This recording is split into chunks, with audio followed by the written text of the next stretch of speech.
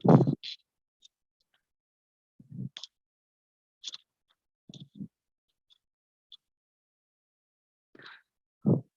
મિત્રો, આપણે આજનો આ વેબિનાર હમણાં 2 કે 5 મિનિટમાં આપણે સ્ટાર્ટ કરીએ છીએ.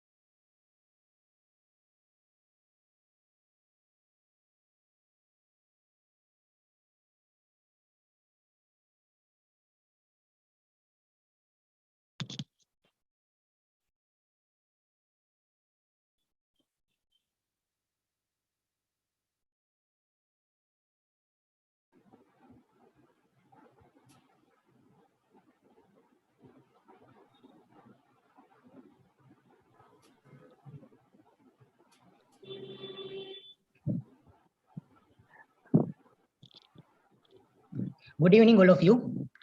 રાજકોટ બ્રાન્ચ આઈસીઆઈ દ્વારા ચેરિટેબલ ટ્રસ્ટ અને એનજીઓને લાગુ પડતા ઇન્કમ ટેક્સના નવા નિયમો અને નોંધણી પ્રક્રિયા અંગે આજ રોજના આ વેબિનારનું આયોજન કરવામાં આવેલ છે. રાજકોટના નિષ્ણાંત અને અનુભવી એવા CA Darshak Thakkar sir, Rajkot branch આઈસીઆઈના ચેરમેન સીએ હાર્દિકભાઈ વ્યાસ અને રાજકોટ બ્રાન્ચ આઈસીઆઈના તમામ હોદ્દેદારો, ચેરિટેબલ ટ્રસ્ટ, એનજીઓના સંચાલકો, અધિકારીઓ, સલાહકારો તથા રાજકોટના તમામ ચાર્ટર્ડ એકાઉન્ટન્ટ્સ, આપ સૌનું આજના આ માર્ગદર્શન વેબિનારમાં આપનું હાર્દિક સ્વાગત કરું છું. હું રાજકોટ બ્રાન્ચના આઈસીઆઈના ચેરમેન શ્રી હાર્દિકભાઈ વ્યાસને વિનંતી કરીશ કે તેઓ થોડું આજના આ વેબિનાર વિશે આપણને સૌને માહિતી આપશે. ખૂબ ખૂબ આભાર ધવલભાઈ તમારો. માનનીય સ્પીકર, સિનિયર ચાર્ટર્ડ એકાઉન્ટન્ટ અને આઈસીઆઈના પૂર્વ ચેરમેન સીએ દર્શકભાઈ ઠક્કર, ઉપસ્થિત હોદ્દેદારો, આ વેબિનારના માધ્યમથી રાજકોટ આઈસીઆઈ સાથે જોડાયેલા ટ્રસ્ટ અને એનજીઓના સંચાલકો, વડાઓ, અધિકારીઓ તથા આ બાબતની પ્રેક્ટિસ કરનાર સલાહકારો અને યુટ્યુબ લાઈવ નિહાળનારા દર્શકોનું હું હાર્દિક સ્વાગત કરું છું. મિત્રો, અહીંયા આપણે રાજકોટ સીએ બ્રાન્ચમાં અમે જનજાગૃતિ અભિયાન સંદર્ભે ઘણા બધા સેમિનાર્સ અમે કરતા હોઈએ છીએ. જેમ કે 1 જુલાઈ અમારો ચાર્ટર્ડ એકાઉન્ટન્ટ્સનો સ્થાપના દિવસ છે, ત્યારે પણ અમે અકાઉન્ટન્ટ અવેરનેસનો પ્રોગ્રામ કરીએ છીએ, ઓપન ટુ ઓલ હોય છે. એવી જ રીતે જ્યારે ને ત્યારે જરૂરિયાત લગતી કોઈ પણ એવી ઉપસ્થિતિ થાય ત્યારે, જેમ કે આજે આપણે મળીએ છીએ, તો ઇન્કમ ટેક્સમાં ટ્રસ્ટને લગતા ઘણા સારા અને મહત્વના ફેરફારો આવેલા છે. એમના ટેક્સેશનને સંદર્ભે તથા નોંધણીની પ્રક્રિયા સંદર્ભે પણ ઘણા બધા ફેરફારો છે. તો એવી જરૂરિયાત જણાય કે આ સેમિનાર આપણે જનજાગૃતિ અર્થે કરીએ કે જેથી કરીને જે ટ્રસ્ટ અને એનજીઓ જે સારી બાબતે કાર્યરત છે એ લોકોથી કોઈ પણ આ પ્રકારના નિયમમાં ચૂક ન થાય અને ભવિષ્યમાં મુશ્કેલી ન પડે. તો આ ઉમદા હેતુથી મેં જ્યારે દર્શકભાઈ ઠક્કર સાથે વાત કરી કે સાહેબ આપણે આ રીતે સેમિનાર કરવા માંગીએ છીએ, તો સાહેબે તરત જ અમારું આ આમંત્રણ સહર્ષ સ્વીકાર કર્યો અને સીએ દર્શકભાઈ ઠક્કરથી વધારે સારા વક્તા હું ચોક્કસપણે એવું માનું છું કે રાજકોટ ખાતે તો ન જ હોઈ શકે, ટ્રસ્ટની બાબત હોય એમાં. તો આપણે બધાને જો આ વક્તાનો આજે લાભ મળે છે તો ખરેખર આપણે બધા ખૂબ જ ઉત્સાહથી આ સેમિનારને માણીએ આમાં જે માહિતી દર્શકભાઈ દ્વારા આપણને જણાવવામાં આવે છે, જે ખૂબ મહેનત કરીને બનાવવામાં આવેલી છે અને સરળ ભાષામાં આ માહિતી આપનાર છે દર્શકભાઈ. તો આ તકે હું દર્શકભાઈનો પણ ખૂબ ખૂબ આભાર માનીશ કે એ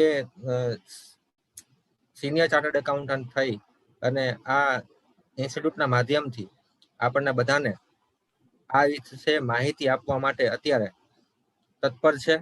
તો વધારે સમય ન લેતા મિત્રો, હું આપનું બધાનું ફરી એક વખત ખૂબ ખૂબ અભિનંદન સાથે સ્વાગત કરું છું અને હું બધાને વિનંતી કરીશ કે આ સેમિનાર તમે પૂરેપૂરો અટેન્ડ કરજો.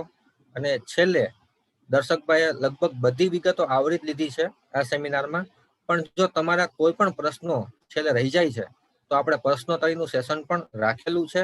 તમે અહીંયા ચેટ બોક્સમાં પણ તમે તમારા પ્રશ્નો ટાઈપ કરી શકો છો. યુટ્યુબ લાઈવમાં નિહાળી રહેલા જે દર્શકો છે એ લોકો પણ કમેન્ટ બોક્સમાં ટાઈપ કરશે. બેકએન્ડ ટીમ છે એ બધા પ્રશ્નો કમ્પાઇલ કરી અને છેલ્લે સેશનના અંતે દર્શકભાઈને એ પ્રશ્નો રજૂ કરશે અને તમને બધા પ્રશ્નોનું નિરાકરણ અહીંયાથી મળશે.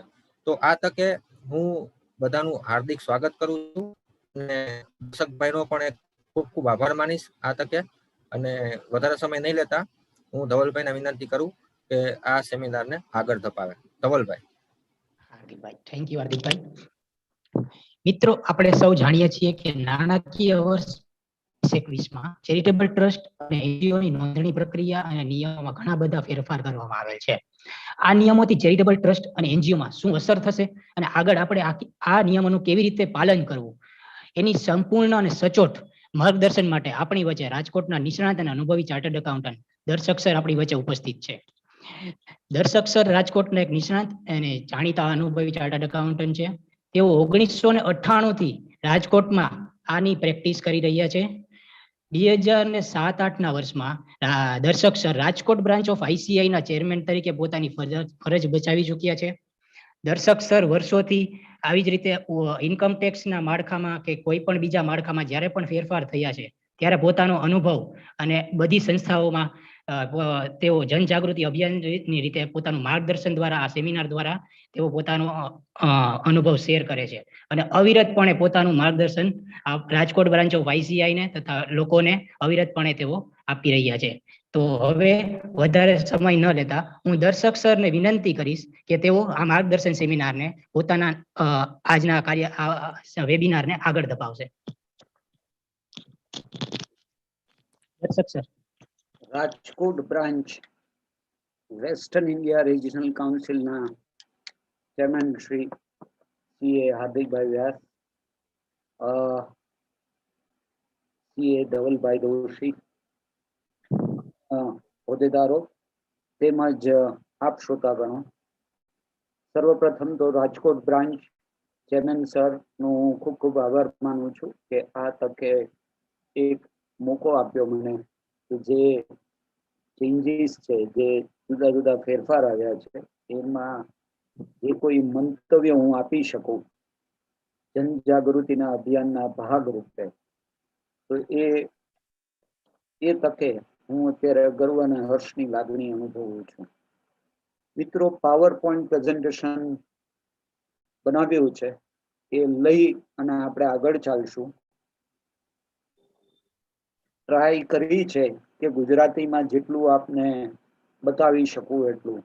આગળ ઘણી સ્લાઇડ્સ ઇંગ્લિશમાં આવશે, પણ કોઈ ચિંતા નહીં કરતા, આપણે એને ગુજરાતીમાં બને ત્યાં સુધી કન્વર્ટ કરી અને આગળ ચાલશું. મિત્રો, ઇન્કમ ટેક્સમાં ચેરિટેબલ ઇન્સ્ટિટ્યુશન્સ ને એક ઘણા બધા એક્ઝમ્પશન્સ આપવામાં આવ્યા છે. એ આપ સર્વે જાણીએ છીએ. ચેરિટેબલ ટ્રસ્ટો હોય, એ રિલિજિયસ ટ્રસ્ટો હોય કે કોઈ પણ સંસ્થાઓ હોય, જ્યારે આપણે ઇન્સ્ટિટ્યુશન ટ્રસ્ટની વાત કરીએ એટલે સેક્શન 8ની કંપની પણ હોઈ શકે, એ ચેરિટેબલ ટ્રસ્ટ પણ હોઈ શકે, આપણે એને એનજીઓ કહીએ, એનપીઓ કહીએ, દરેક વસ્તુ એક જ ફૂટિંગ ઉપર છે ઇન્કમ ટેક્સના દાયરાની વાત કરીએ ત્યારે. તો ચાલો આપણે આ જર્નીને એન્જોય કરીએ અને જોઈએ કે ઇન્કમ ટેક્સમાં નાણાકીય વર્ષ 2021 અથવા હવેથી 1/4/2021 થી શું શું વસ્તુઓ ચેરિટેબલ ટ્રસ્ટને અથવા રિલિજિયસ ટ્રસ્ટને અથવા મિક્સ્ડ ટ્રસ્ટને લાગુ પડે છે એને આપણે કાયદાના રૂપથી અને ટેકનોલોજીના એંગલથી પણ સમજવાની કોશિશ કરશું. મિત્રો, લખ્યું છે ઇંગ્લિશમાં, હું વાંચીશ પણ ખરા. આ શું છે હું આપને કહું કે જ્યારે 2020માં ફાઇનાન્સ બિલ પાર્લામેન્ટ સમક્ષ રજૂ થતું હતું ત્યારે એક ડાયરેક્ટ ટેક્સ એટલે સીધા કરવેરા માળખામાં જે કોઈ નવો ચેન્જ આવી રહ્યો હતો એને વિશે ફાઇનાન્સ બિલમાં એટલે બિલ જ્યારે એક્ટ કાયદો બન્યો નહોતો ત્યારે શું લખ્યું હતું અને એની પાછળનું શું જસ્ટિફિકેશન આપવામાં આવ્યું છે એ આપને વાંચી અને પછી બને તો આપણે એને ગુજરાતીમાં ટ્રાય કરી અને પછી આગળ વધશું. એમાં લખ્યું છે, આ એનું ટાઇટલ છે કે રેશનલાઇઝિંગ ધ પ્રોસેસ ઓફ રજિસ્ટ્રેશન. જે નોંધણીની પ્રક્રિયા છે ચેરિટેબલ ટ્રસ્ટ એને રેશનલાઇઝ કરવા માટે કોઈ પ્રોવિઝન લાવી રહ્યા છે. ઓલ રાઈટ, રજિસ્ટ્રેશન અથવા એપ્રુવલ. આપણે એમ જાણીએ કે ઇન્કમ ટેક્સમાં ચેરિટેબલ સંસ્થાઓ અથવા રિલિજિયસ સંસ્થાઓ જો ટેક્સ મુક્તિ જો જોઈતી હોય તો ફરજિયાત એ લોકોએ નોંધણી કરાવવી પડે. ચેરિટી કમિશનર ઓફિસ અથવા રજિસ્ટ્રાર ઓફ કંપનીઝમાં આપણે ટ્રસ્ટ કે કંપની નોંધાવી એનાથી એ કાયદામાં આપણે આવ્યા, પણ ઇન્કમ ટેક્સમાં લાભ લેવા હોય તો આપણે ઇન્કમ ટેક્સમાં પણ નોંધણી કરાવવી પડે. એપ્રુવલ શબ્દ આપ્યો છે 80G, કલમ 80G આપણે સૌ જાણીએ છીએ કે ડોનેશન ટ્રસ્ટો માટે એક બહુ અતિ અગત્યનું સ્તોત્ર છે આવકનું.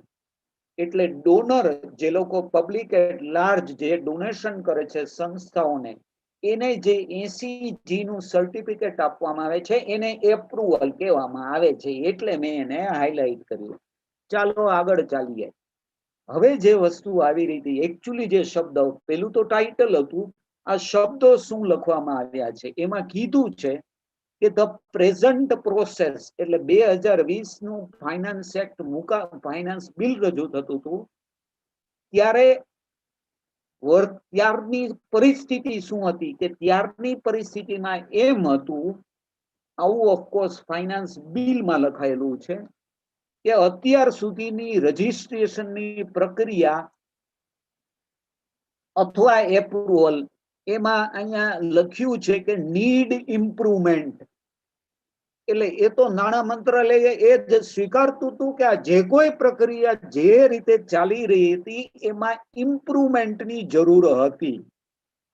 And with the advent of technology, હવે આ મને જરા, કારણ કે ટેકનોલોજી ગમતી વસ્તુ છે, અને with the advent of technology એટલે જ્યારે કોઈ બી કાયદો લાવવામાં આવે એટલે એનું જસ્ટિફિકેશન તો આપણે આપવું પડે.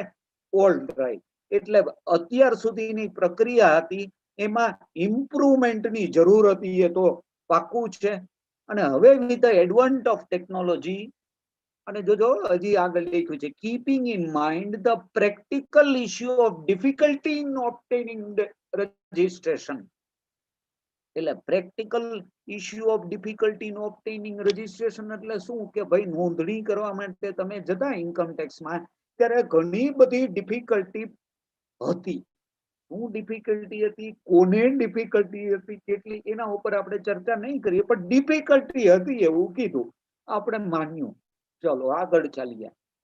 હવે એના મેમોરન્ડા એક્સપ્લેનિંગના અંદર લખ્યું છે કે it is also felt that the approval or registration or notification for exemption should also be for a limited period. એવું એને ફીલ થયું. સેના ઉપરથી ફીલ થયું નથી લખ્યું, લિમિટેડ પીરિયડ. એટલે તમને જે કોઈ છૂટ મળે છે, જે કોઈ ટેક્સ ન ભરવાની અથવા રિયાયત મળે છે એ લિમિટેડ પીરિયડ માટે હોવું જોઈએ. બહુ અગત્યનું છે, અતિ અગત્યનું છે કે શું મેં એકવાર માની લ્યો કે કોઈ ટ્રસ્ટ 50 વર્ષ જૂનું છે, 100 વર્ષ જૂનું છે, 200 વર્ષ, એને જ્યારે ઇન્કમ ટેક્સના કાયદા હેઠળ એકવાર રજિસ્ટ્રેશન લીધું, કાયદો તો એ જ છે 1961 થી, પણ હવે એમાં ફેરફાર આવી રહ્યો છે. કે નહીં. હવે તમને જે નોંધણી આપી એને લિમિટેડ પીરિયડ માટે અમે નોંધણી આપવા માટેનું આ પ્રપોઝલ લાવી રહી છે. આ તો એવી વાત થઈ કે ચેરિટી કમિશનર ઓફિસે તમને નોંધણીનું પ્રમાણપત્ર આપ્યું અથવા રજિસ્ટ્રાર ઓફ કંપનીઝે તમને ઇન્કોર્પોરેશન સર્ટિફિકેટ આપ્યું, બધું ભૂલી જાઓ ભાઈ. તમે વળી પાછું સર્ટિફિકેટ લેવા આવો.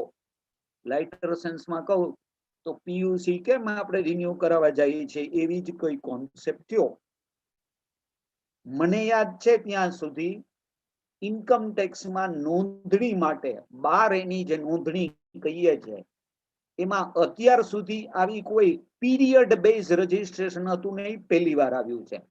હા, પીરિયડ બેઝ એપ્રુવલ હતી 80G માં, જેને 2009 માં એમ કહેવામાં આવ્યું હતું કે now it is deemed to be granted in perpetuity. એટલે 2009 સુધી 80G માં એવું હતું, 80G ના એપ્રુવલમાં એવું હતું કે તમને 3 કે 5 વર્ષનું આપતા, દર 3 કે 5 વર્ષે આ એપ્રુવલ તમારે રિન્યુ કરાવવી પડતી.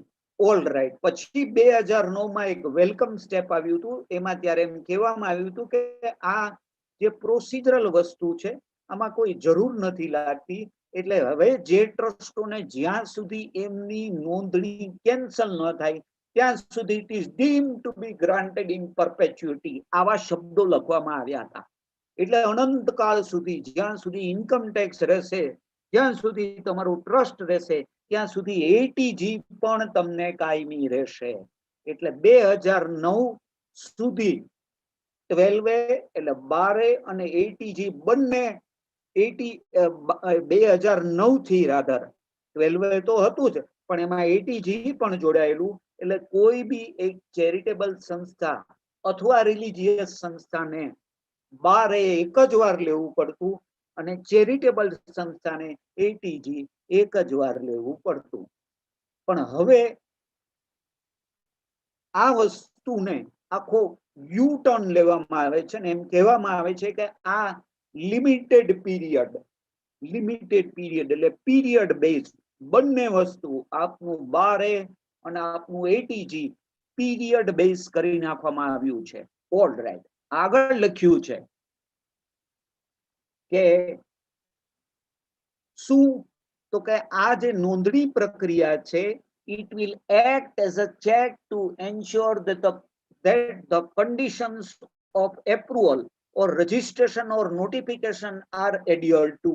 એટલે જે શરતોએ તમને નોંધણી આપવામાં આવી છે એ શરતોનું તમે પાલન કરો છો કે નહીં એ કાયમી માટે જોવા માટે તમારે દર 3 કે 5 વર્ષે ફરી પાછી નોંધણી કરવાની. આ જસ્ટિફિકેશન આપવામાં આવ્યું છે. આગળ આપણે વાંચીએ. લખ્યું છે કે this would in fact also be a reason for having non adversarial regime. એટલે લિટિગેશન નહીં, કોઈ પણ પ્રકારનું લિટિગેશન નહીં કે આમાં નોંધણી આપવી કે ન આપવી, ટાઈમ બેઝ આપવી, આને મળે એવું લિટિગેશન કાંઈ જોઈતું નથી. And not conducting roving inquiry in the affairs of the exempt entities on day-to-day basis. Roving inquiry એટલે તમે પૂછે રાખો છો. હવે આ કોને સંદર્ભીને છે? ઇન્કમ ટેક્સ ડિપાર્ટમેન્ટને, કે તમારે દરેક વસ્તુ હવે સર્ટેન છે, 3 કે 5 વર્ષે તમારી પાસે ટ્રસ્ટ રજીસ્ટ્રેશન માટે ફરીથી આવવાનું છે, એટલે તમારે કોઈ પણ પ્રકારની બીજી ઇન્ક્વાયરી કરવી નહીં. એનો મતલબ કે આવી ઇન્ક્વાયરી અત્યાર સુધી કદાચ થતી હતી. All right. થતી હતી, નહોતી થતી, એના ઉપર આપણે નહીં જઈએ.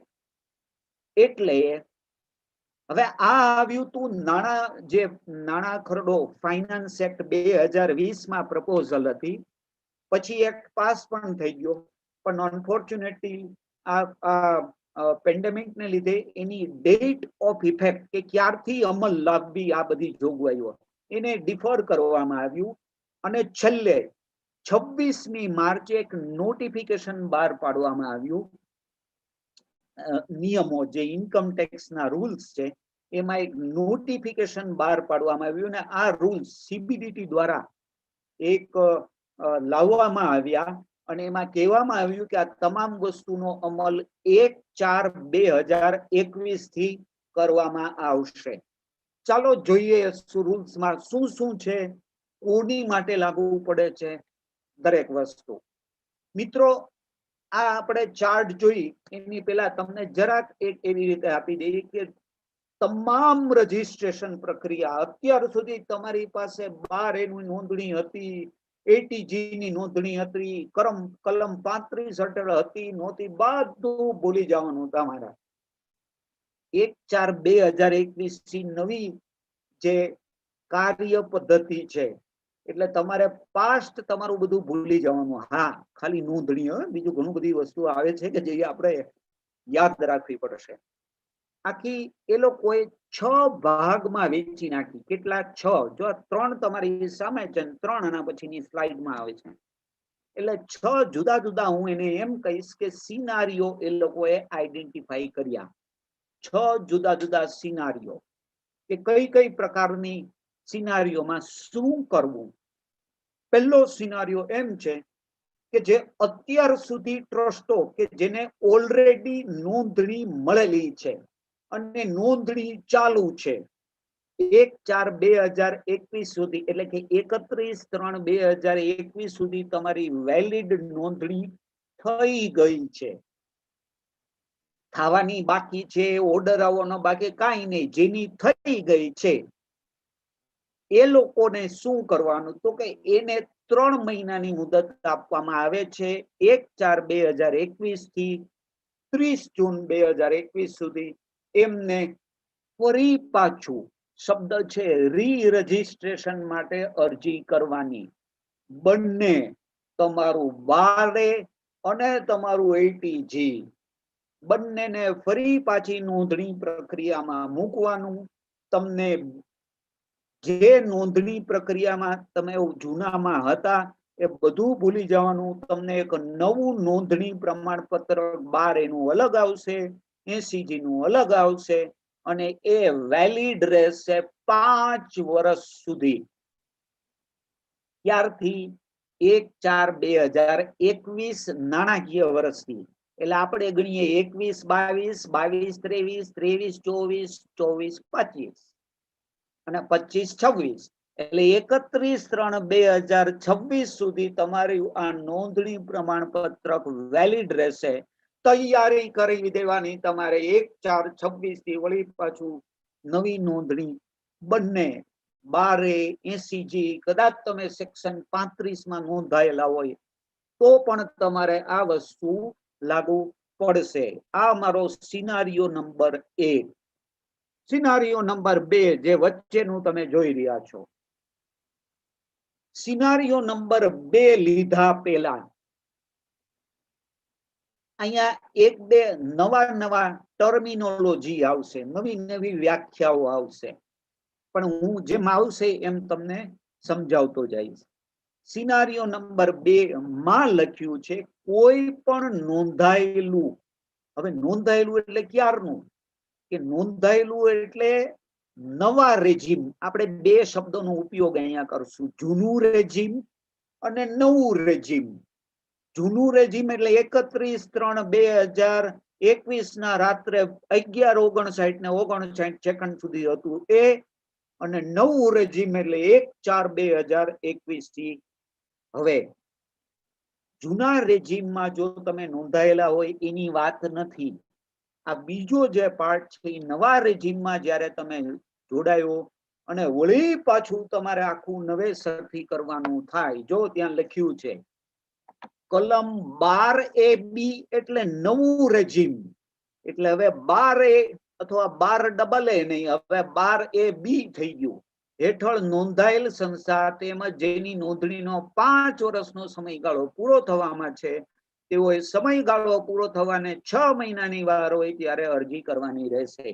એટલે જો ઘણી વસ્તુ તમને એમ લાગશે કે અત્યારે આ રિલેવન્ટ નથી, પણ 1-2 જગ્યા હું તમને બતાવીશ કે એ એટલી અગત્યની છે કે કદાચ ભગવાન ન કરે કોઈને તકલીફ થાય, પણ જો એ વસ્તુનું ધ્યાન ન રાખ્યું તો અહીંયા કોઈને જરા વધારે મહેનત કરવી પડે.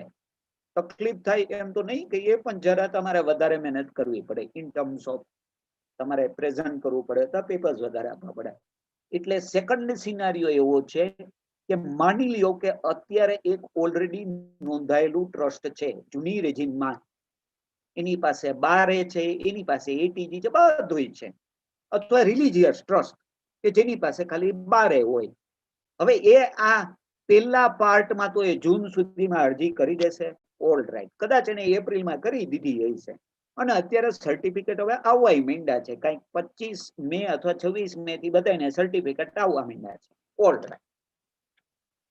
એ સર્ટિફિકેટમાં લખ્યું છે કે આની અવધિ 2021-22 થી 25-26 ની છે, ઓલ રાઈટ. 25-26 જ્યારે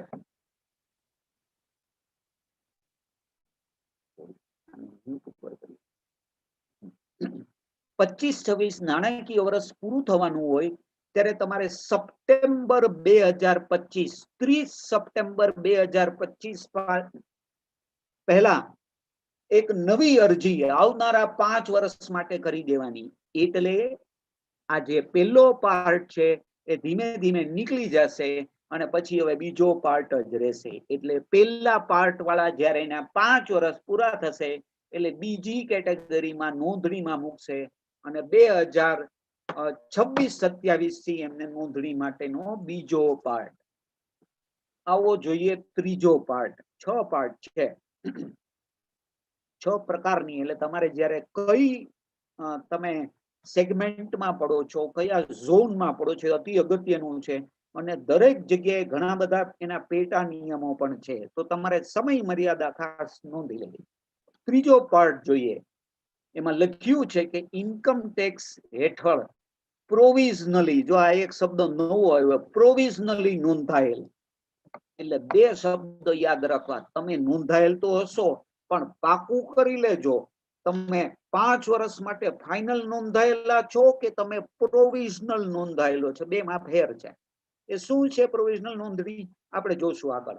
પણ જે લોકો પ્રોવિઝનલ એટલે પેલું કેવું કે ભાઈ આકાશમાં જાતા હો તો એની પેલા તમને ચેમ્બરમાં એના જેવી ફિલિંગ અપાવે કે આહા આકાશ કેવું હશે, એમાં કેટલું પ્રેશર હશે, એટલે તમને આ જરા એક ટ્રાયલ ટાઈમ આપે છે પ્રોવિઝનલ રેજીમ. ઓફકોર્સ તમને બધી છૂટ મળશે, પણ એ પ્રોવિઝનલ જ્યાં શબ્દ આવશે ત્યાં 3 વર્ષ આવશે. પણ જે લોકોના એ 3 વર્ષ પૂરા થઈ જાય પછી એને 5 વર્ષ માટે ફરજિયાત જવાનું છે, ઈ આ કેટેગરી નંબર 3. હવે 3 વર્ષ કોની માટે છે એ છેલ્લું આવશે, છઠ્ઠું, ત્યારે આપણે વાત કરશું. પણ ઈ જ્યારે 3 વર્ષ હોય એટલે આપણે એક ઉદાહરણ લઈએ. એક ટ્રસ્ટ છે, આજે એની રચના થઈ, આજે 5 જૂન 2021 છે, એટલે એને પેલું વર્ષ છે, એટલે એને અત્યાર સુધી એમને કોઈ નોંધણી નથી થઈ, એમનો કોઈ ઇતિહાસ નહોતો, એટલે એને હંમેશા પ્રોવિઝનલ રજીસ્ટ્રેશનમાં જવાનું, કેટેગરી નંબર 6 અહીંયા. એટલે એમને 3 વર્ષની ટ્રાયલ બોલ રમવા મળશે. કેમ કે રીઝન ઇઝ, એક મિનિટ, મારો અવાજ આવે છે? Yes sir. Okay okay. તો 3 વર્ષની નોંધણી પ્રક્રિયા છે. 3 વર્ષમાં નોંધણીનું પ્રમાણપત્ર દેવામાં આવશે. 3 વર્ષ પૂરા થવાના હોય, 6 મહિના બાકી હોય, ત્યારે મને આ કેટેગરી નંબર 3 ની અંદર ચડી જવાનું, જેથી કરીને હવે હું ફાઇનલ 5 વર્ષ માટે જઈ શકું. તો આ થયું તમારું નંબર 3. ચોથું સેગમેન્ટ આવી રહ્યું છે. ચોથા સેગમેન્ટની અંદર આપણે જઈએ એની પેલા એક કલમ 11(7) ની અંદર. હવે આ એક બહુ મોટો ફેરફાર આવ્યો છે. આને સિમ્પ્લિફાઈ કરીને તમને કહું, ઇન્કમ ટેક્સ ની અંદર એક ડ્યુઅલ બેનિફિટ તરીકે એક બેનિફિટ લેવામાં આવતું, ઘણી સંસ્થાઓ લેતી. કેવી રીતે? ઇન્કમ ટેક્સમાં કલમ 10 હેઠળ 10(23C), જો હું તમને કલમ એક્ઝેક્ટ આપું તો એમાં કહેવામાં આવ્યું છે કે જો તમે શૈક્ષણિક સંસ્થા હો અથવા હોસ્પિટલ હો અને તમે પ્રોફિટના ઉદ્દેશથી કામ ન કરતા હોય અને તમને તમારી જે આવક હોય એમાં 50% ગવર્મેન્ટ ગ્રાન્ટેડ હોય તો તમને એક્ઝમ્પશન છૂટના લાભ મળે છે. પણ ઘણી એવી હોસ્પિટલ અથવા સંસ્થાઓ હોય છે કે જેનું વધારે જતું હોય તો એ લોકોએ નોંધણી કરાવવી પડતી. મેં જે કન્ડિશન કીધી એ કન્ડિશન નો ફૂલફિલ કરતા હોય ને છતાંય તમારે એક્ઝામ્પ્ટ કેટેગરીમાં રહેવું હોય, કેમ કે 12A ની હેઠળ ઘણી બધી કન્ડિશનો તમને લાગતી, પણ 23C ની અંદર ઘણી બધી છૂટછાટ મળતી. એટલે ઘણી સંસ્થાઓ અને રાઇટલી સો એ લોકો એવી રીતે બેનિફિટ લેતી. કેવી રીતે કે માની લ્યો એક હોસ્પિટલ છે, એક સંસ્થા ABC ચેરિટેબલ ટ્રસ્ટ, એના હેઠળ એક હોસ્પિટલ ચાલી રહી છે. એટલે હોસ્પિટલ એક પ્રવૃત્તિ રહી. હવે ફોર એક્ઝામ્પલ એ સંસ્થા એક વૃદ્ધાશ્રમ પણ ચલાવે છે. આપણે માની લઈએ કે ચાલો એની 2 પ્રવૃત્તિ. તો હોસ્પિટલ એક પ્રવૃત્તિ, વૃદ્ધાશ્રમ બીજી પ્રવૃત્તિ. સંસ્થા એક, ચેરિટેબલ ટ્રસ્ટ એક, પાન નંબર 1.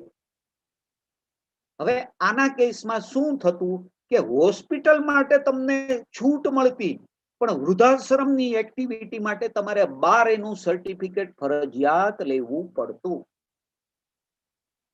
પણ તમને મળતું બી ખરા, અને તમને 1023C હેઠળ લાભ મળતો હોસ્પિટલનો અને વૃદ્ધાશ્રમનો 12A હેઠળ લાભ મળતો, ડ્યુઅલ બેનિફિટ મળતો. આ બેનિફિટ હવે એટલે કે ઓફકોર્સ ફાઇનાન્સ એક્ટ 20 ની અંદરથી જ કાઢી નાખવામાં આવ્યો છે. અને આ કેટેગરી વાળી વ્યક્તિ કે તમારે હવે એક જ વસ્તુ પકડવાની, 1023C માં ચાલો અથવા તમારે 12A માં, 2 ઘોડા ઉપર નહીં બેસવાનું. એટલે બંને બેનિફિટ તમારે નહીં લેવાના. એટલે અત્યારે આ જે કોઈ વ્યક્તિ લે છે એનું 12A નું સર્ટિફિકેટ રદ થયેલું ગણાશે. તમારે 1023C ચાલુ રાખવું હોય તો એ નોંધણીમાં જ જાઓ, બંને બેનિફિટ નહીં. હવે ફ્રેન્ડ્સ અહીંયા તમે કહો કે તો બહુ સિમ્પલ છે, પણ એક લીગલ વસ્તુ આવતી. તમારા ટ્રસ્ટના ઉદ્દેશો. ઘણી વખત ઉદ્દેશોની અંદર લખ્યું હોય શૈક્ષણિક, 15 ઉદ્દેશ લખ્યા હોય, 15 શૈક્ષણિક લખ્યા હોય, ક્યાંય મેડિકલનો ઉલ્લેખ ન હોય. પણ છતાંય એવી કોઈ વાત આવે કે આપણે મેડિકલ ઉદ્દેશો ફોલો કરવા, તો આપણે શું કરવું? તો ઘણીવાર કોમ્પ્લેક્સિટી ઊભી થતી હોય છે, જે આપણે 5મું રેજીમ જશું એમાં આપણે વાત કરશું. હા, સેક્શન 8 ની કંપની બનાવવી હોય તો તમારે ઉદ્દેશો ફેરવવા બહુ ઈઝી હોય છે, પણ ટ્રસ્ટની અંદર કદાચ એટલું તમારે, કેમ કે એમાં સ્કીમની પ્રક્રિયા થ્રુ તમારે ટ્રસ્ટી ફેરવવું પડે, ચેરિટી કમિશનની મંજૂરી લેવી પડે, એટલે એ પ્રક્રિયા થોડી લાંબી હોય છે. હવે આ કેસમાં જે સંસ્થાઓએ ડ્યુઅલ રજિસ્ટ્રેશન લીધા છે ને ભૂલી જવાના એના ડ્યુઅલ રજિસ્ટ્રેશન, એક જ ટ્રેક ઉપર ચાલવાનું, અને જો એને 12A એન્જોય કરવું હોય તો તમારે 4 નંબરના દરવાજા ઉપરથી આવવાનું અને એન્ટ્રી લેવાની અને તમારે નોંધણી પ્રક્રિયા પૂરી કરવાની.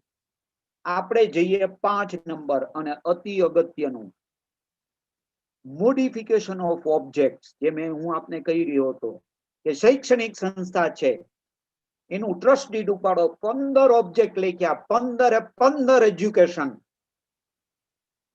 હવે એને મેડિકલ પ્રવૃત્તિ કરવી છે, રાતોરાત તો થાય નહીં, તમારા ઉદ્દેશ બદલવા પડે. You can not do any activity which is not provided in your object. તમારા ઉદ્દેશમાં કોઈ વસ્તુ નથી લખી એ તમે ન કરી શકો. તો શું કરવું પડે? ઉદ્દેશ બદલવાના. હવે એની માટે કદાચ એટલું સરળ ન હોઈ શકે, પણ પેલા શું થતું કે ઉદ્દેશ તમે ચેન્જ કરતા, કદાચ કોઈ charity commissioner through, scheme through લઈ આવે, અથવા સેક્શન 8 માં તમારા મેમોરેન્ડમ ઓફ એસોસિએશનમાં તમે રિઝોલ્યુશન પાસ કરીને વિથ જે કોઈ એની પ્રક્રિયા છે પૂર્ણ કરીને તમે ચેન્જ કરો, ત્યાંથી કામ પતી નથી જતું. 1 મહિનાની અંદર તમારે અહીંયા એક 5મા નંબરના વિન્ડોમાં તમારે અરજી કરવાની છે. હવે મિત્રો આ દરેક વસ્તુ ઇલેક્ટ્રોનિક છે, એટલે બની શકે કે જો આ બસ મિસ થઈ ગઈ, અત્યાર સુધી હું મારા ઇન્કમ ટેક્સ રિટર્નની અંદર એજ્યુકેશન ખર્ચ બતાવતો, ઓડિટર સર્ટિફાઈ પણ કરતા, રિટર્ન પણ એમ ભરાતું, ઓડિટ પણ એમ થતું, ને રાઇટલી સો. હવે જો હું આમાં નોંધણી કરાવતા ભૂલી ગયો અને ઓડિટ કરાવ્યું મેં, અને એમાં આવ્યું મેડિકલ રિલીફ, તો તમારા ટ્રસ્ટ ડીડ અપડેટ થઈ ગયું, તમારું ઇન્કમ પેલું મેમોરેન્ડમ ઓફ એસોસિએશનમાં અપડેટ થઈ ગયું, જે કોઈ હોય તે. પણ તમે જ્યારે ઇન્કમ ટેક્સ રિટર્ન ભરશો એટલે ટેકનોલોજી તરત જ તમને પકડી લેશે. ત્યાં કોઈ સાઈડ નથી, ખાલી વેલિડેશન પોઈન્ટ છે. જેવો ખર્ચ મેડિકલમાં ગયો, કેમ કે હવે ઇન્કમ ટેક્સ રિટર્નની અંદર ITR 7 ભરાય છે, એમાંય તમારે બાયફર્કેશન દેવાનું છે. ભૂલથી જો પણ એમાં મેડિકલનો ખર્ચો ગયો તો સીધું લિફ્ટઅપ થઈને આવી જશે કે તમે રજીસ્ટ્રેશન લીધું જ નથી. એટલે ખૂબ જ ધ્યાન રાખવું. જે કોઈ તમે ઉદ્દેશો, તમે ગમે એટલા રજીસ્ટર્ડ હોય, તમે આજે જ તમારી પાસે નોંધણી આવી હોય, તમારું રજીસ્ટ્રેશન કન્ફર્મ હોય, 5 વર્ષનું હોય, તમે આરામથી આરામ કરતા હો, અને કાલે તમે એજ્યુકેશનમાંથી મેડિકલમાં સ્વિચ ઓવર થઈ ગયો, આ નોંધણી ફરી પાછી છે, તમારે ફરી પાછું કરવાનું વિધિન 30 days. લાસ્ટ પોઈન્ટ આવે છે જે નવી સંસ્થાઓ કે જે 1/4/2021 થી અસ્તિત્વમાં આવે છે, અથવા જે કોઈ જૂની સંસ્થાઓ જેને અત્યાર સુધી કોઈ રજીસ્ટ્રેશન લીધું નથી ઇન્કમ ટેક્સ હેઠળ, એ લોકો માટે 6 નંબરની વિન્ડો ખુલ્લી છે. એમને પ્રોવિઝનલ રજીસ્ટ્રેશન 3 વર્ષ માટે આપવામાં આવશે. આ થઈ નોંધણી પ્રક્રિયા, રાઈટ. એમને હવે અહીંયા એક વસ્તુ લખી છે કે દરેકમાં સમય મર્યાદાઓ છે, એ બહુ ઇમ્પોર્ટન્ટ છે. જો 6માં દરેકમાં લખ્યું છે, પણ 6માં લખ્યું છે કે તમારું જે કોઈ વર્ષ શરૂ થવાનું હોય એના 1 મહિના પહેલા તમારે અરજી કરી દેવાની. નાણાકીય વર્ષ તમારું શરૂ, તમારે એમ વિચારવાનું કે મારે 2000, આજે હું એક ટ્રસ્ટ બનાવું છું, આજે થઈ 6મી તારીખ, 5મી તારીખ, પણ મારે ફાયદો લેવો છે, બેનિફિટ લેવો છે નાણાકીય વર્ષ 22-23 થી, તો મારે ફેબ્રુઆરીમાં મારે અરજી કરી દેવાની. હવે ચાલુ વર્ષ માટે એ લોકોએ એક સ્પેશિયલ પ્રોવિઝન આપ્યું છે કે ચાલુ વર્ષ માટે તમે ગમે ત્યારે રજીસ્ટ્રેશનમાં મૂકશો તો ચાલુ વર્ષનું આપેલું ગણાશે. કેમ કે કોઈ એમ કે અમે તો નવું ટ્રસ્ટ છે, આજે હું નોંધણીમાં મૂકી શકું, આમાં તો એમ લખ્યું છે કે તમારે 1 મહિના પહેલા, તો 1 માર્ચ હતી 2021, ત્યારે તો કાયદો કઈ હતો નહીં. એની માટે ટ્રાન્ઝિશન પ્રોવિઝન મૂકવામાં આવ્યું છે કે નવા ટ્રસ્ટો જો ચાલુ વર્ષમાં, અથવા જે કોઈ બી વ્યક્તિ ચાલુ વર્ષમાં નોંધણી માટે મૂકશે એને પણ પ્રોવિઝનલ કેટેગરીમાં ગણી લેવામાં આવશે. આ એક જ વર્ષ પૂરતી છૂટ આપી છે. આવતા વર્ષથી બધા એટલે તમારે પ્રી પ્લાનિંગ કરવું પડશે. મે બી આની અંદર કદાચ ચેન્જ બી આવી શકે, પણ પ્રી પ્લાનિંગ કરવું પડશે. એટલે જે કોઈ.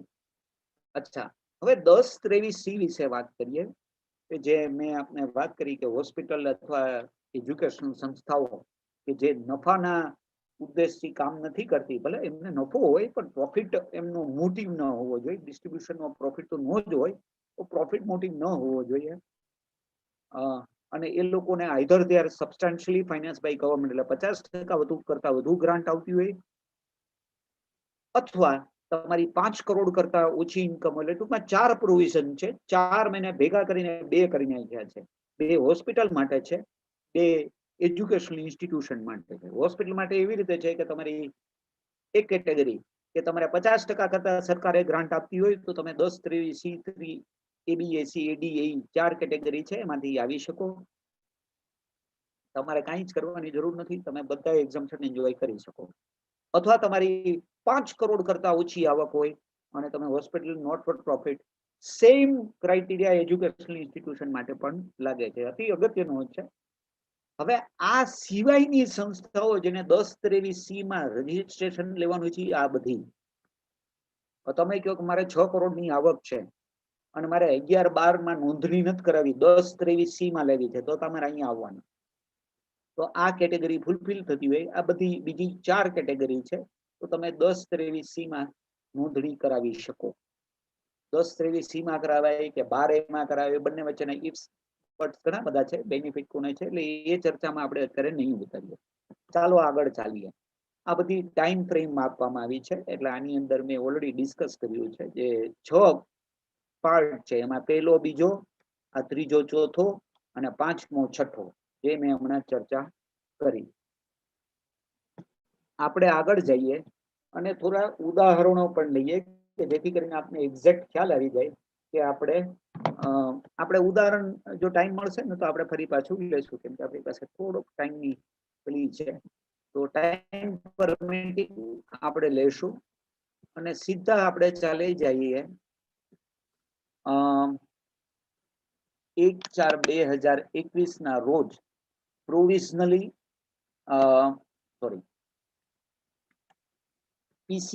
પીસીઆઈટી અથવા સીઆઈટી આ એને વિશે ચર્ચામાં કરવામાં આવી છે કે જે લોકોએ બહુ અતિ અગત્યનું છે મિત્રો, જ્યારે ફાઇનાન્સ એક્ટ 2020 લાગુ પાડવામાં આવ્યો, ફાઇનાન્સ બિલ એક્ટ બન્યું, ત્યારે આ 12AB ની પ્રક્રિયા ડિફર કરવામાં આવી હતી આ કોરોના પેન્ડેમિકને લીધે. પણ લગભગ એવી ગેરસમજણ ઘણી જગ્યાએ સોશિયલ મીડિયા ઉપર કે કોઈ બી પ્લેટફોર્મ ઉપર કે ભાઈ એની નોંધણી તમારે, કારણ કે 2 વાર ટાઈમલાઈન ડિફર થઈ હતી કે 1 ઓક્ટોબર છેલ્લો દિવસ છે, તમારી નોંધણી રદ થયેલી ગણાશે, આ કેટલી બધી વાતો ચાલતી હતી ને બધી ત્યારે બહુ સ્પષ્ટ કાયદો હતો એ આ હજી લાગુ પાડવામાં, કેમ કે 12AB ની કલમનો અમલની તારીખ જ નહોતી આપી.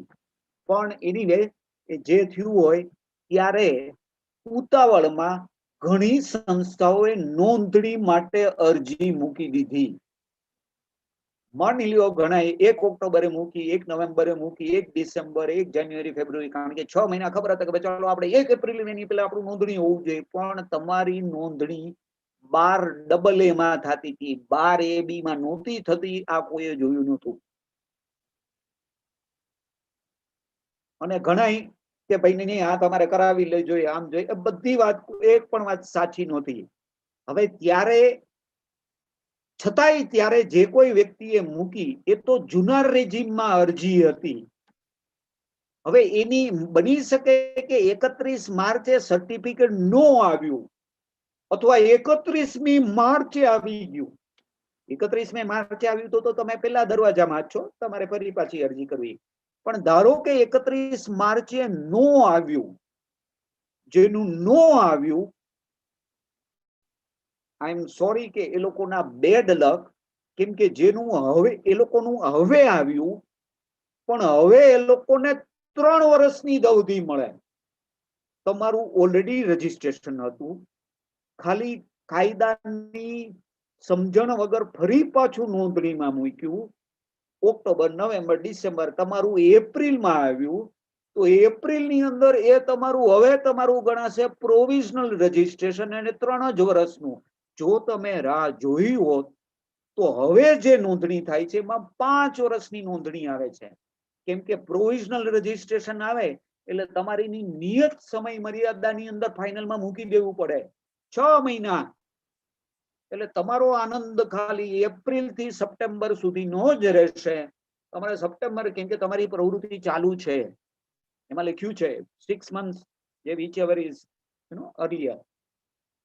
એટલે તમારે પાછું સપ્ટેમ્બર ની અંદર નોંધણી કરવા માટે મૂકી દેવાનું, રાઈટ? તો આ એક અતિ અગત્યનો મુદ્દો હતો, એટલા માટે અહીંયા લેવામાં આવ્યું છે. ચલો આગળ જઈએ. મિત્રો, આ એક ખતરનાક ચેન્જ આવ્યો છે. શબ્દ માફ કરજો, હું થોડા હાર્ડ શબ્દ વાપરું છું, પણ છે એકચ્યુઅલી એ રીતે. મિત્રો, જ્યારે તમને શરૂઆતમાં 5 વર્ષનું આપી દીધું અથવા પ્રોવિઝનલ રજીસ્ટ્રેશન થઈ ગયું એનો વાંધો નથી. આ જે લાલ તમને બેકગ્રાઉન્ડ વાળી સ્લાઇડ દેખાય છે એ આજથી 5 વર્ષ માટે 5 વર્ષ પછી એક્શનમાં આવશે, પણ એની તૈયારી અત્યારથી કરવાની છે. કેવી રીતે? માની લો કે મારું અત્યારે 5 વર્ષનું રિન્યુ થઈને આવી ગયું. 5 વર્ષ સુધી મારે નિરાશ છે, કોઈ પ્રોબ્લેમ નથી. 5 વર્ષ પછી મારે રિન્યુઅલમાં જવાનું છે. તો એક જોગવાઈ એમાં આપી છે કે ત્યારે અથવા કોઈ બી તમે 3 વર્ષમાંથી 5 વર્ષમાં જતા હો, 5 વર્ષમાંથી 5 વર્ષમાં તમે તમારું નવા રેજીમમાં રિન્યુઅલ માટે જશો ત્યારે જો અહીંયા શું લખ્યું છે આપણે વાંચીએ. થોડાક જ શબ્દ વાંચશું. એમાં લખ્યું છે કે action and authority to principal commissioner or commissioner. ત્યારે જે કોઈ વ્યક્તિ કમિશનર કે જે કોઈ હશે તમને રજીસ્ટ્રેશન, એ to call for such document or information, તમારી પાસે વિગત અથવા માહિતી માંગશે, કોઈ પ્રોબ્લેમ નથી, અમને ક્યાંય વાંધો નથી. એ વિગત શેના અનુસંગિક માંગશે કે તમારી એક્ટિવિટી જેન્યુઇન છે કે નહીં, તમે ગૌશાળા છે તો ગૌશાળા ચલાવો છો કે નહીં, તમારી હોસ્પિટલ છે તો છે કે નહીં, ધેટ ઇઝ ઓલ રાઈટ, અમને ત્યાં ક્યાંય વાંધો નથી. જરા અહીંયા ધ્યાન રાખવાનું છે બી ઉપર. હવે હું વાંચું છું, અર્થઘટન નહીં કરું, ગુજરાતીમાં ટ્રાન્સલેટ કરી દઈશ, આપ જોજો શું છે. એને એ પણ જોવાનું છે, જો અહીંયા એન્ડ લખ્યું છે, એન્ડ એટલે કમિશનર સાહેબે એ પણ જોવાનું છે કે the compliance of such requirements of any other law. ખાલી ઇન્કમ ટેક્સ નો કાયદો નહીં, કોઈ પણ બીજો કાયદો કે ફોર ધ ટાઈમ બિંગ એની ફોર્સમાં હોવો જોઈએ. હા, જે મટીરિયલ હોય ટ્રસ્ટના ઉદ્દેશોને અચીવ કરવા માટે મટીરિયલ હોય. હવે આનો અર્થ શું થાય એ આપણે અત્યારે એમાં ઉતરતા નથી કે ઇન્કમ ટેક્સ સિવાયના કોઈ પણ અન્ય કાયદા જો એ ટ્રસ્ટના ઉદ્દેશોને અચીવ કરવા માટે મટીરિયલ હોય તો એનું પાલન કર્યું છે કે નહીં, અથવા જો એ કાયદાનું ઉલ્લંઘન હશે તો આપણા એટલા ઓછા માર્ક આવશે. હવે આ બહુ મોટો ચેન્જ છે. શું હું ટ્રસ્ટમાં કોઈને પગાર આપું છું અને પગાર મારો સમજી લ્યો 15,000 રૂપિયા છે, પગાર છે, ધારો કે કોઈ કર્મચારીને પગાર આપું છું, હોસ્પિટલ છે, અને મેં 200 રૂપિયા વ્યવસાય વેરો કાપ્યો નથી અને કોર્પોરેશનમાં જમા નથી થયો, તો શું આની અંદર આવી શકે? વેલ, એની ચર્ચામાં આપણે ન ઉતરીએ. આ પ્રોવિઝન છે કે જેનાથી એ લોકોનો દાયરો વધી જાય છે રેગ્યુલેટ કરવાનો.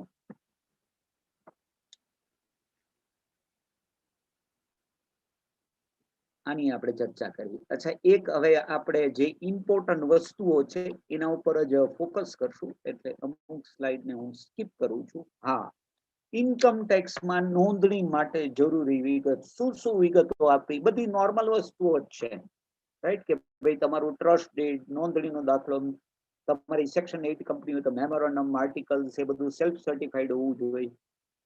ઓફિસ બેરરના પાન કાર્ડ, ખાલી પાન કાર્ડ નહીં, એને 3-4 આઈડેન્ટિટી આપી છે. પાન કાર્ડ નો હોય તો આધાર કાર્ડ, આધાર કાર્ડ નો હોય તો ડ્રાઇવિંગ લાયસન્સ, પાસપોર્ટ, કાંઈ બી એક આઈડેન્ટિટી તમારે આપવી ફરજિયાત છે. અને જે તમારા ઓફિસ બેરર છે એની જ આપવાની, બીજા કોઈની નહીં આપવાની. એ ચેરિટી કમિશનરમાં નોંધાયેલા ન હોય તો શું થાય? અત્યારે એના ઉપર સાયલન્ટ છે. નોંધણીની પ્રક્રિયાથી ઓફિસ બેરરનું સ્ટેટસ બદલતું નથી.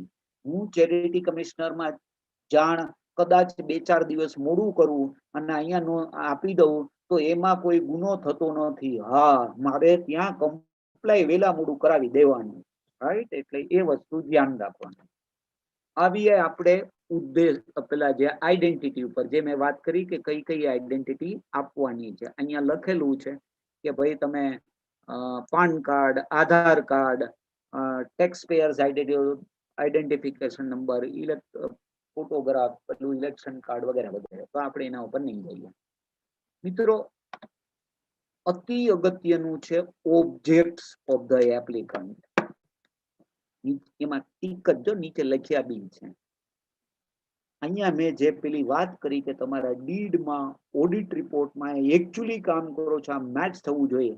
કેમ કે ભલે અત્યારે નહીં, રી રજિસ્ટ્રેશનમાં 5 વર્ષ પછી જશો ત્યારે તમને આ પાછલા રેકોર્ડ મગાવવામાં આવશે. બની શકે કે અહીંયા તમે મેડિકલમાં ટીક મારી અને તમે તમારું ઓડિટ રિપોર્ટ અપલોડ કર્યો, એમાં એજ્યુકેશનલ આવ્યું અથવા કોઈ બીજું કોમ્બિનેશન આવ્યું, તો વન્સ અગેન જેમ કહીએ છીએ કે ટેકનોલોજી તરત જ બની શકે કે એ વસ્તુ અનમેચમાં અને તમને એના ઉપર પ્રશ્ન પૂછવામાં આવે. અતિ અગત્યનું, હેઝ ધ રિટર્ન, તમે ઇન્કમ ટેક્સના રિટર્ન આગલા ભર્યા છે કે નહીં? હવે ભર્યા હોય તો સારી વાત છે. આ એવે એટલે હંમેશા ચેરિટેબલ ટ્રસ્ટોએ તમે ગમે એવડા નાના મોટા હોય, ઇન્કમ ટેક્સના રિટર્ન જો તમે 12 ATG સોરી 35 ની અંદર તમારે જો બેનિફિટ લેવો હોય તો ઇન્કમ ટેક્સના રિટર્ન ભરવા જ. જો આમાં તમારો જવાબ ના હોય તો નીચે જે ઘણા બધા પ્રશ્ન પૂછ્યા છે, વન્સ અગેન અહીંયા કોઈ વ્યક્તિ નથી, આ દરેક તમારી બેલેન્સ શીટ આખી એના કમ્પ્યુટરમાં સેટ થઈ જશે અને દર 5 વર્ષે આ રિવ્યુ થતી રહેશે, તો દર 3 વર્ષે અથવા તમે જ્યારે રિટર્ન ભરતા હશો ત્યારે આ મેચ થતી જતી આવશે. એટલે અહીંયા બી તમારે ઘણી બધી વસ્તુ આપવાની છે. જેવી તમારી નોંધણી કન્ફર્મ થાય છે, મેં તમને 6 માંથી કોઈ બી તમારા ટ્રેક ઉપર નોંધણી કન્ફર્મ થાય છે, તમને એક unique registration number 16 alpha numeric નો આપવામાં આવે છે. એ પ્રોસીજર છે. કોઈ પણ સંજોગોમાં જ્યારે એમને એમ લાગે, હવે ટાઈમ ફ્રેમ પણ નથી આપ્યો, ગમે ત્યારે એમને એમ લાગે કે તમે ખોટી માહિતી આપી છે અથવા તમે બની શકે કે જે વ્યક્તિ ટ્રસ્ટી હતી જ નહીં એનું જ નામ નાખીને તમે ઓટીપી થી બધું કરી નાખ્યું છે અને એવું સાબિત થાય કે આ વ્યક્તિ નથી, તો પણ એ લોકો તમારી નોંધણી રદ કરી શકે. અને આ રદ તમે રજીસ્ટ્રેશન લીધું જ નથી એમ માનવામાં આવે, એટલે તમારી બધી ઇન્કમ ઉપર ઇન્કમ ટેક્સ લાગી જાય. ખર્ચ કોઈ બાદ મળતો નથી. 100 રૂપિયાની આવક હોય, 90 રૂપિયા ખર્ચો કર્યો તો 10 રૂપિયા ઉપર ઇન્કમ ટેક્સ લાગે નહીં, 100 ઉપર 30% લાગી જાય છે.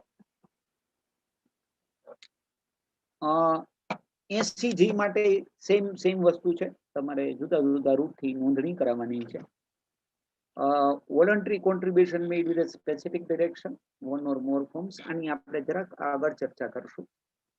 પહેલા હું ઝડપથી જે મારે મુદ્દો લેવો છે અતિ અગત્યનો એના ઉપર લઈ લઉં ને પછી કદાચ જો ટાઈમ બચે તો આપણે આગળ ચાલશું.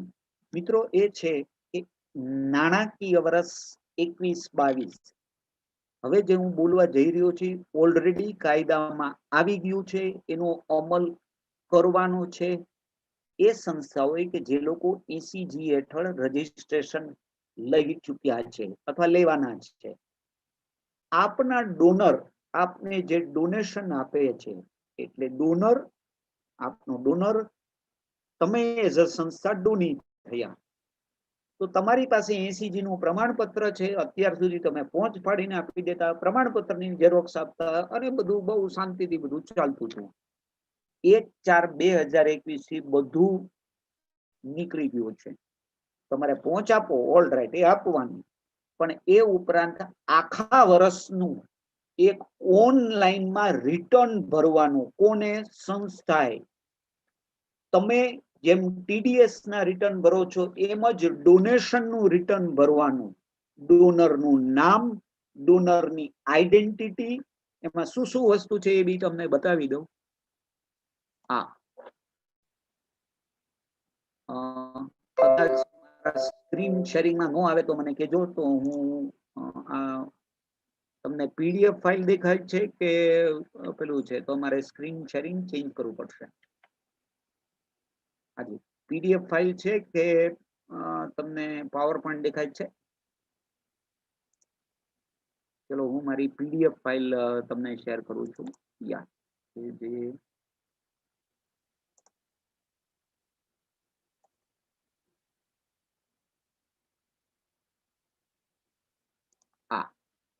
આ છે ફોર્મ 10BD જે ભરવાનું છે તમામ સંસ્થાઓએ, તમામ ચેરિટેબલ ટ્રસ્ટોએ કે જે લોકોએ 80G નું સર્ટિફિકેટ લીધેલું છે.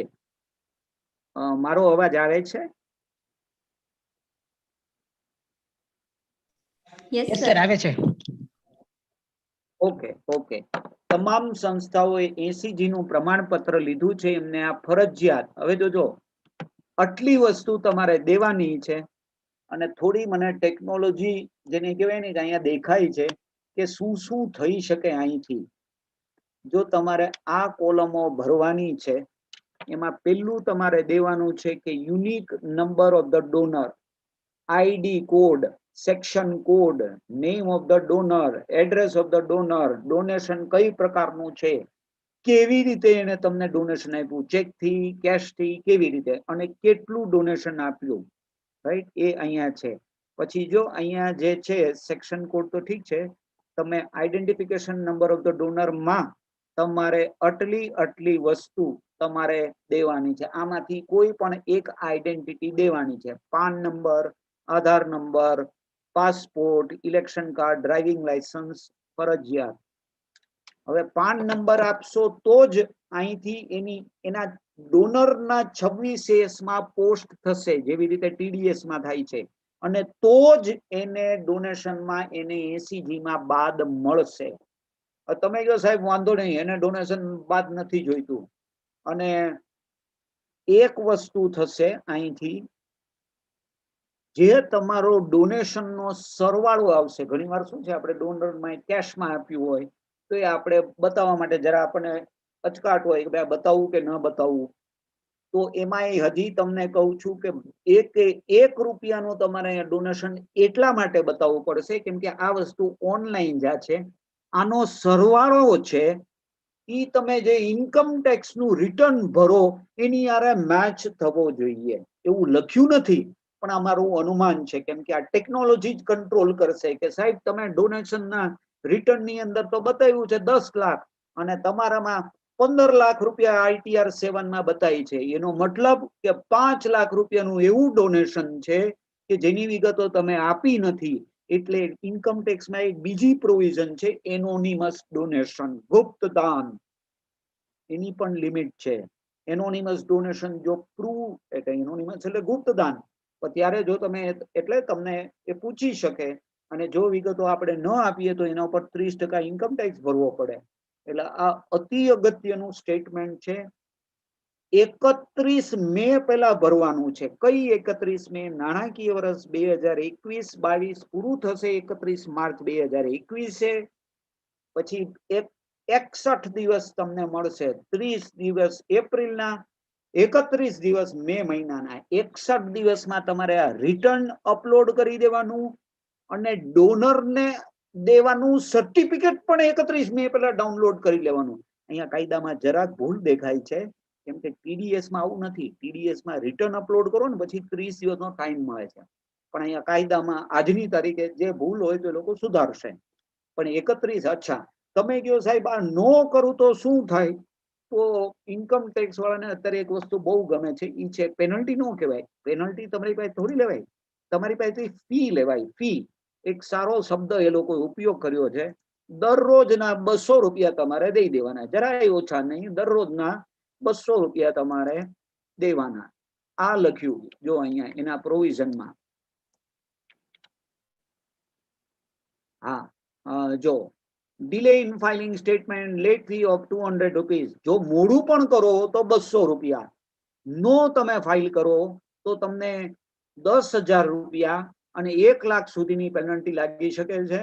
અને જો તમે સ્ટેટમેન્ટ પણ ડાઉનલોડ ન કરો તો એને જે સર્ટિફિકેટ ડાઉનલોડ. એટલે પોઈન્ટ એ છે કે 80G ધરાવતી સંસ્થાઓને 1/4/2021 થી કાયદો લાગુ પડી ગયો છે. ઓલરેડી કાયદો આવી ગયો છે. એમને એમના રેકોર્ડ અપ ટુ ડેટ રાખવા, ડોનરની આઈડેન્ટિટી, એમાં ડોનેશન ટાઈપ એ લખ્યું છે, કોર્પસ છે, નોન કોર્પસ છે, એ જ રીતે તમારું અકાઉન્ટિંગ ચાલવું જોઈએ. કેમ કે હવે બધું કમ્પ્યુટરથી કંટ્રોલ થશે, રાઈટ? જે વસ્તુ અહીંયા મૂકો છે કોઈ વ્યક્તિ જોવાની નથી. તમારું ઇન્કમ ટેક્સ રિટર્ન 7 નંબરનું ફોર્મ અને તમારું આ જે રિટર્ન છે ડોનેશનનું સ્ટેટમેન્ટ, બે કમ્પેર થશે. ઓફકોર્સ સિસ્ટમ વ્યવસ્થિત જો ગોઠવાઈ જાય તો આ થઈ શકે એમ છે. ચાલો આપણે વિથ ધીસ હવે જે એક છેલ્લા 3 પોઈન્ટ છે ને હું કવર અપ કરી લઉં. ધવલભાઈ, મારી પાસે કેટલો ટાઈમ છે?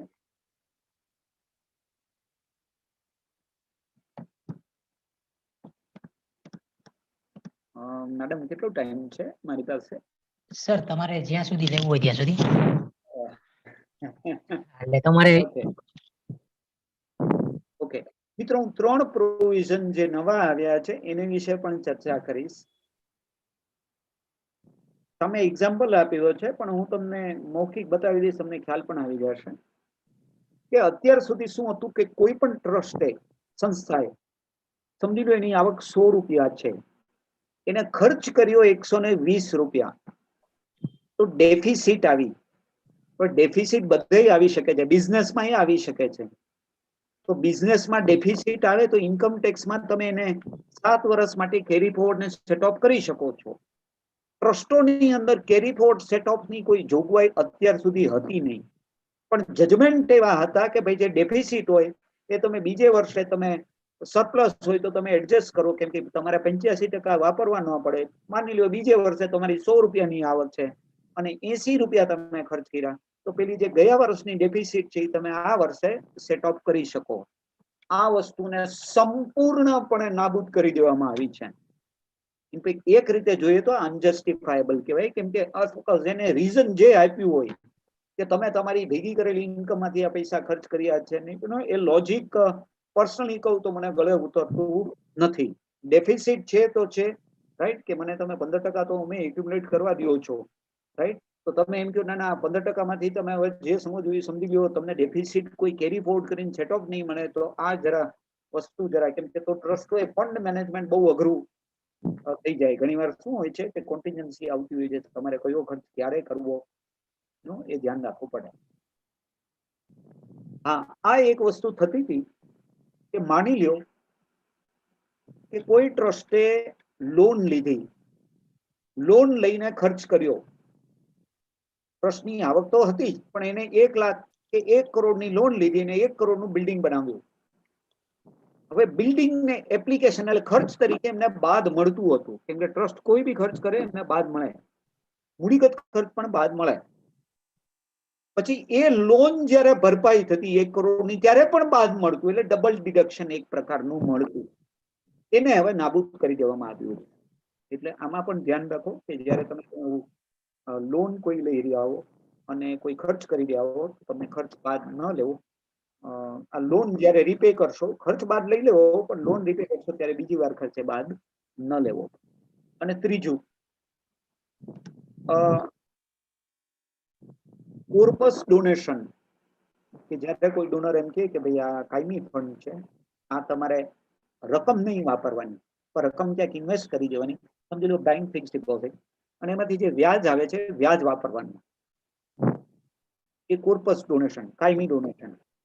હવે આમાં શું છે કે એને એક પ્રોવિઝન લાવ્યા છે, પણ એમાં ટાઈમ લિમિટ મૂકી નથી. એમને એમ કીધું છે કે તમને વર્ષ દરમિયાન જેટલું કોર્પસ ડોનેશન મળ્યું એનું રોકાણ થઈ જવું જોઈએ, એમને કીધું એ સ્તોત્રમાં 11.5માં જેટલા સ્તોત્ર છે એમાં થઈ જવું જોઈએ.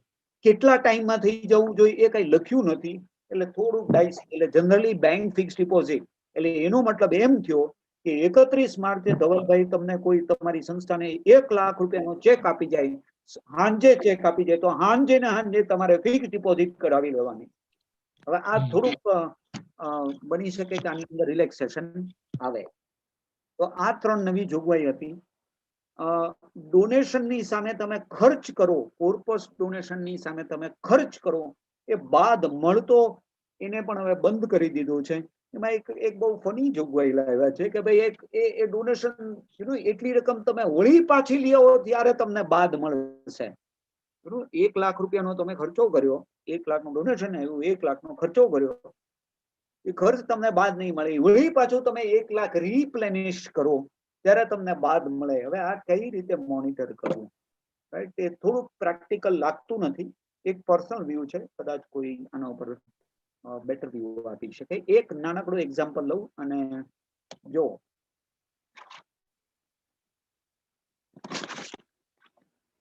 આ એક મારા ચોપડાનું રિઝલ્ટ છે. ચોપડા એ મારા બુક્સ ઓફ એકાઉન્ટ્સની અંદર મને ડોનેશન મળ્યું છે 6 લાખ રૂપિયાનું. 1,25,000 મારી વ્યાજની આવક છે. કોર્પસ ડોનેશન મને 5 લાખ રૂપિયા મળ્યું છે. પછી માની લો કે આ કોઈ સ્કૂલનું છે, તો મને કોઈ પ્રોજેક્ટર લેવા માટે 1 લાખ રૂપિયાનું દાન આપ્યું છે. મેં લોન લીધી છે 1 લાખની, એટલે મારી બુક્સની અંદર ક્રેડિટ એન્ટ્રી થઈ 14,25,000. આવક થાય કે ન થાય એ આપણે પછી જોશું. 20,000 રૂપિયા મારો સ્કૂલ ચલાવવાનો ખર્ચો છે. મેં બીજી ઓફકોર્સ એડમિનિસ્ટ્રેટિવ ખર્ચો અને ઉદ્દેશો માટેનો 1,17,500 ખર્ચો છે. મેં ઇમૂવેબલ પ્રોપર્ટી ખરીદી, સ્થાવર મિલકત ખરીદી 3.5 લાખની. મેં પ્રોજેક્ટર પણ લીધું કે જેની સામે મને ડોનેશન મળ્યું હતું 1 લાખનું, એની સામે મેં 50,000નું પ્રોજેક્ટર લીધું.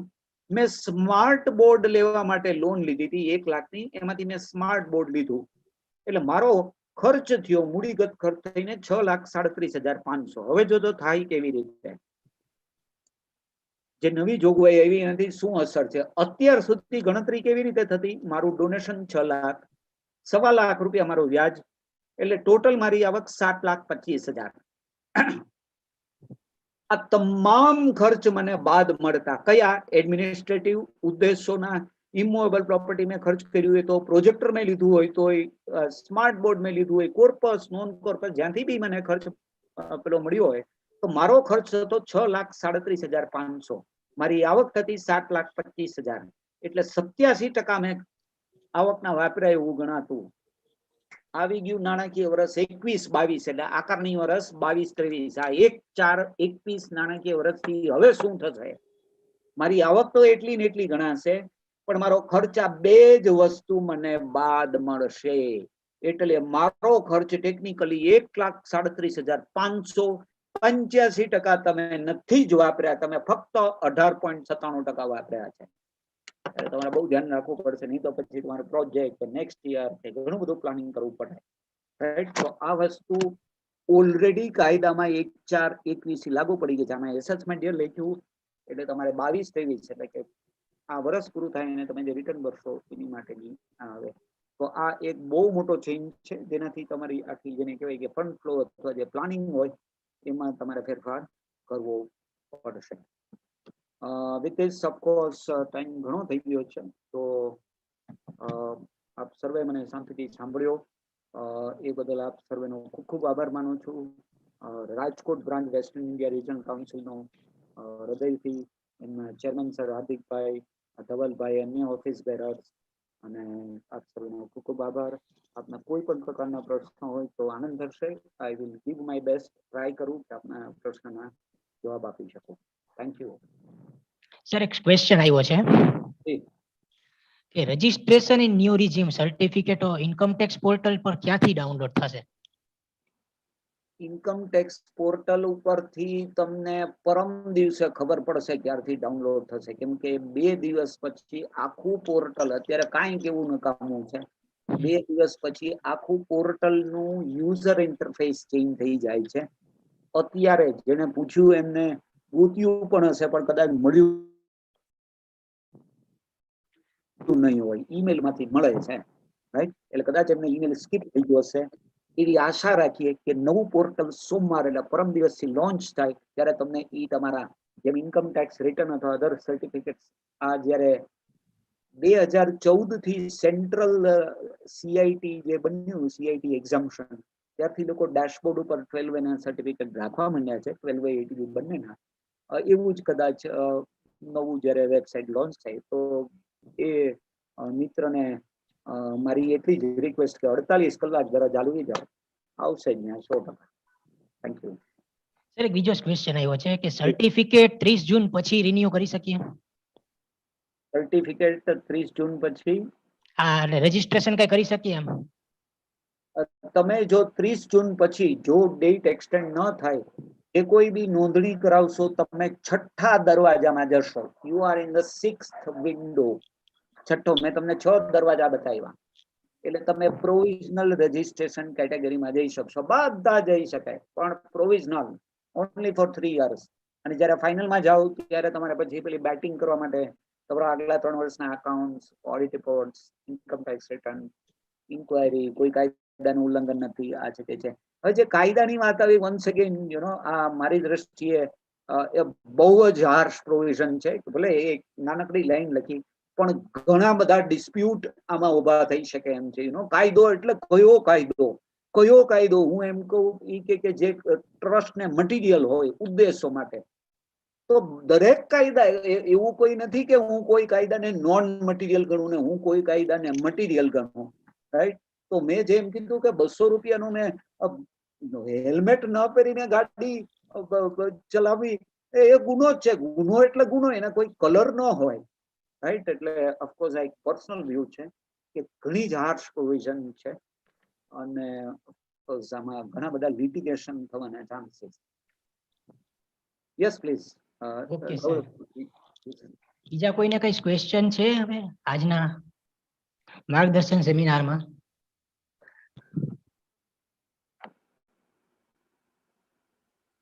ઓકે, Yes, unmute હા મેડમ. was.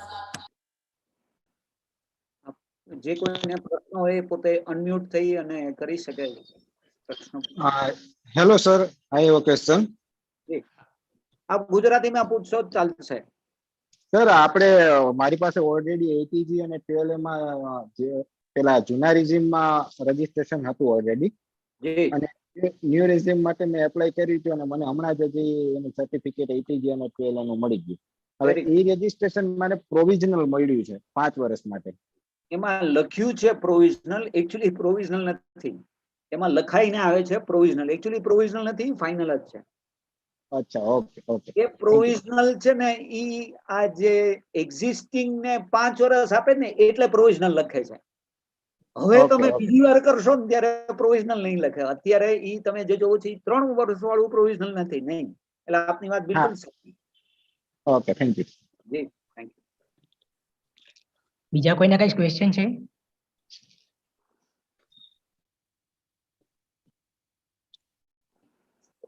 ઓકે, તો થેન્ક યુ દર્શક સર, તમે આજના માર્ગદર્શન સેમિનારમાં જે ચેરિટેબલ ટ્રસ્ટ અને એનજીઓ માટે જે આજના નવા જે નિયમો આવ્યા હતા એને તમે સરળ અને સચોટ રીતે તમે તમારું માર્ગદર્શન આપ્યું છે.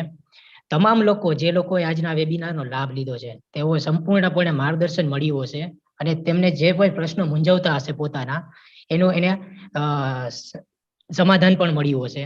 તો હું દર્શક સરનો ખૂબ હાર્દિક આભાર માનું છું કે તેમને પોતાનો કિંમતી સમય આપી અને આપણને આજના સેમિનારમાં ચેરિટેબલ ટ્રસ્ટ અને એનજીઓના જે નિયમો ફેરફાર થયા છે એમાં આપણે એનું ખૂબ સરળ અને માહિતી આપી છે. તો હું દર્શક સર અને રાજકોટ બ્રાન્ચ ઓફ આઈસીઆઈ નો ખૂબ આભાર માનું છું. Thank you. Thank you. Thank you. Thank you, Darshak sir and Dhaval sir. Okay madam. Now I am ending the session. Thank you, everyone. Thank you.